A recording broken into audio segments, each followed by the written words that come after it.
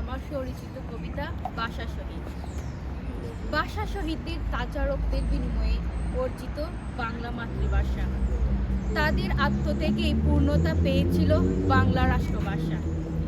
কত মায়ের বুক খালি, কত ভাই বোনের ও বাবার হাজারি, সেই দিনটির কথা কি আমরা কবু ভুলতে পারি?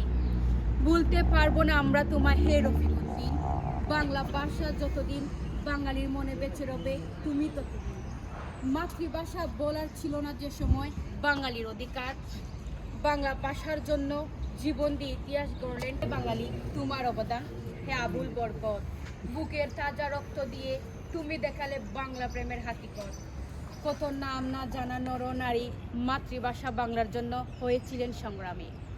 তাই তো ভাষা আন্দোলন ইতিহাসে এক অনন্য সাধারণ ঘটনা। এই চেতনা ধরে বাংলাদেশের জন্ম। ও হে আব্দুস সালাম, তোমাদের মহান ত্যাগের জন্যই বিশ্বের কাছে মাতৃভাষার স্বীকৃতি পেলাম। অনেক ধন্যবাদ আমাদের সাবেক সভাপতি, আমাদের কার্যনির্বাহী কমিটির সদস্য।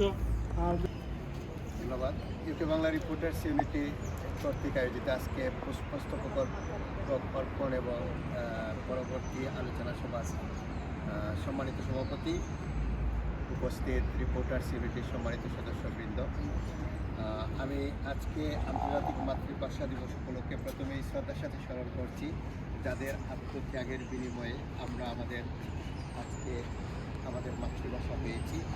আমরা গর্ববোধ করে আজকে বলতে পারি এটা শুধু আজকে আমাদের মাতৃভাষা দিবস না, এটা ইন্টারন্যাশনালি রিকগনাইজ আন্তর্জাতিক মাতৃভাষা হিসেবে স্বীকৃতি লাভ করেছে 21শে ফেব্রুয়ারি।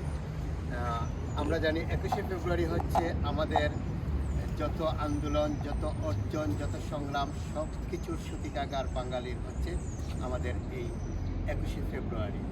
সো 21শে ফেব্রুয়ারি আমাদের চেতনায় ধারণ করে আমরা সব সময় যাতে আমাদের পথ চলা